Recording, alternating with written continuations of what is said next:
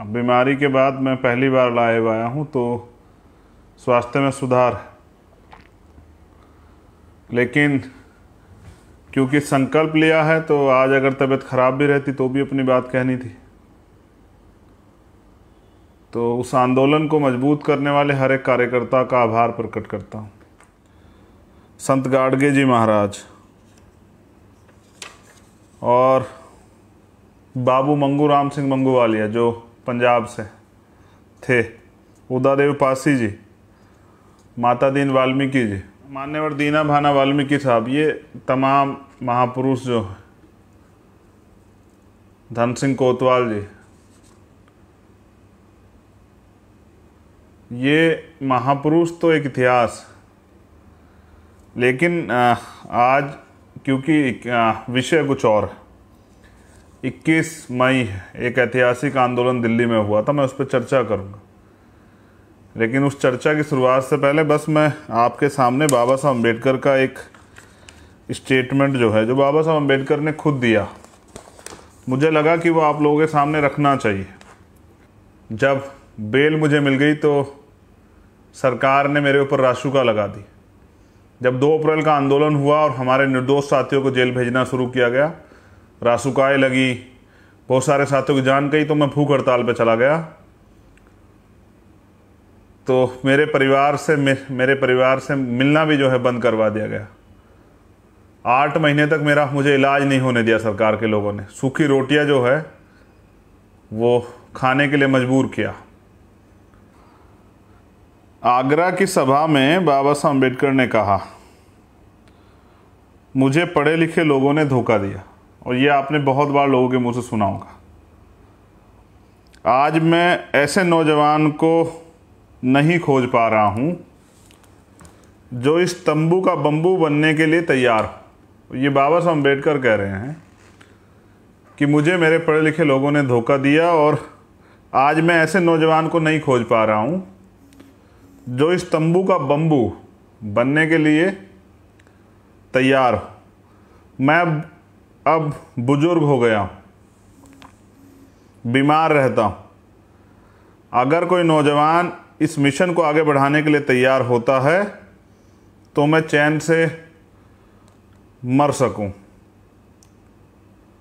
ये बाबा साहब अम्बेडकर ने कहा। बाबा साहब अम्बेडकर नौजवानों पे भरोसा करते थे, उनको लगता था, उनको ये विश्वास था। नौजवानों के लिए मेरा संदेश है, क्योंकि 21 मई की क्रांति में सबसे बड़ा हाथ जो है नौजवानों का था। वो नौजवान जिसके अंदर स्वाभिमान, सम्मान, हक अधिकारों की और लड़ने की आग, जिसके अंदर जोश जुनून है, जो स्वाभिमान सम्मान का जीवन चाहता है, कि जो बाबा साहब अम्बेडकर को जिसने पढ़ा, जो बाबा साहब अम्बेडकर की इन 2 लाइनों को बहुत अच्छी तरह मानता है कि हजारों साल की गुलामी से बेहतर है स्वाभिमान सम्मान के कुछ चंद मिनट या घंटे। जो ये भी मानता है कि इस जीवन में, जैसा मैंने आपको कई बार कहा, कि जीवन जीना कोई बड़ी बात नहीं, बड़ी बात है स्वाभिमान से जीना, सम्मान से जीना, अधिकारों के साथ जीना। और वो ये भी समझता है और दोहराता है खुद से, वो मेरे जैसा, आपके जैसा नौजवान जो हर घर में, जो कहता है कि बाबा साहब अम्बेडकर की उस बात को कि 100 दिन बकरे की तरह जीने से अच्छा एक दिन शेर की तरह जिया जाए। और उन नौजवानों पे बाबा साहब अम्बेडकर क्या कह रहे हैं? आज के नेता तो कहते हैं कि नौजवानों को पता नहीं है, वो तो कहते रहते हैं, लेकिन आपने तो साबित कर दिया उत्तर प्रदेश में। मैं अब नौजवानों पे चर्चा बाद में करूं, बाबा साहब की बात को आगे बढ़ा देता हूं। बाबा साहब ने कहा कि मैं ऐसे नौजवान को खोज रहा हूं। मैं 2-3 बार इसलिए दोहरा रहा हूं कि नौजवानों को पता लगे कि वो, उनमें बाबा साहब का विश्वास था और उनको ये विश्वास था कि अगर कोई ऐसा नौजवान मिल जाए जो इस तंबू का बंबू बनने के लिए तैयार, जो इस आंदोलन को आगे बढ़ा सके, तो मैं चैन से मर सकूं।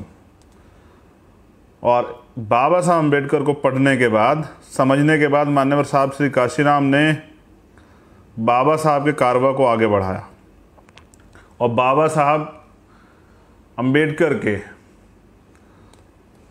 मिशन रूपी तंबू के बंबू को बनकर न केवल आगे बढ़ाया बल्कि उसे मुकाम तक पहुंचाया। और बाबा साहब अम्बेडकर का जो अम्बेडकरवाद जो मिशन था उसको पुनर्जीवित किया। और ये थे हमारे रहबर मान्यवर साहब श्री काशीराम। लेकिन आज जब बहुजन समाज के युवा इस देश में माननीय काशीराम साहब और बाबा साहब के आंदोलन को पुनर्जीवित करना चाहते हैं, उनके सिद्धांतों पे आगे बढ़ाना चाहते हैं, तो कुछ लोगों को ये बर्दाश्त नहीं हो रहा है। वो तमाम तरह के आरोप और तमाम तरह की चीज़ें कह के उनको गलत साबित करने में लगे हुए, उनका उपहास उड़ा रहे हैं। लेकिन कोई बात नहीं, हर चीज़ यहाँ भी एक प्राकृतिक नियम है कि उपहास होगा, विरोध होगा, फिर समर्थन भी मिलेगा।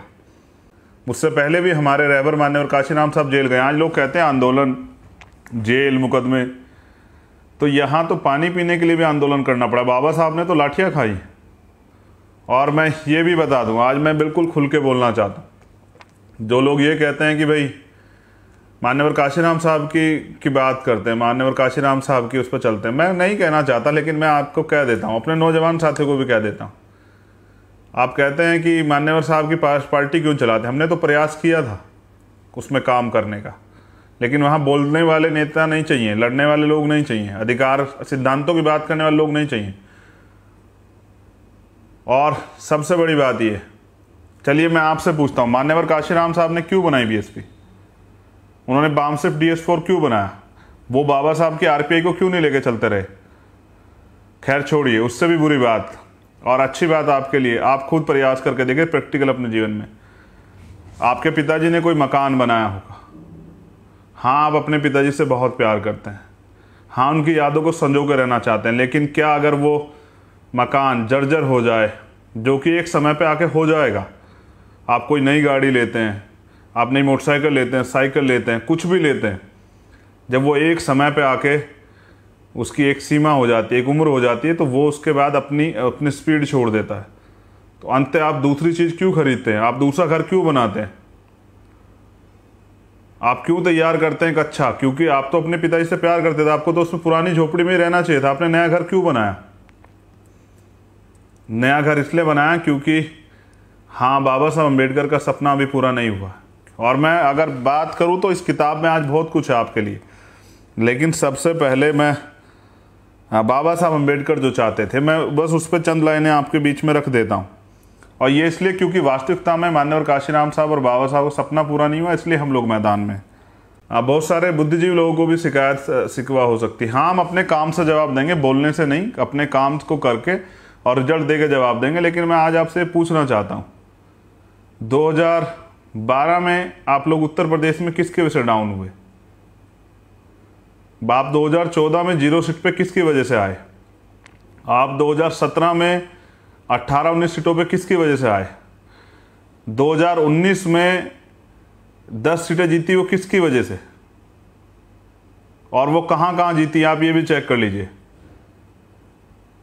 और वर्तमान में जो लोग मजाक बना रहे थे भीम आर्मी के लोगों का, इससे पहले तो कहते थे कि ये चंद लोग हैं, इनके साथ लोग नहीं है, जमीनी कार्य नहीं। लेकिन जब अब भीम आर्मी के और आज़ाद समाज पार्टी के लोगों ने रिजल्ट दिया है, उन्होंने साबित किया कि वो भविष्य को उज्जवल बना के दिखाएंगे और सपनों को पूरा करेंगे जो बाबा साहब अम्बेडकर और मान्यवर काशीराम साहब चाहते थे।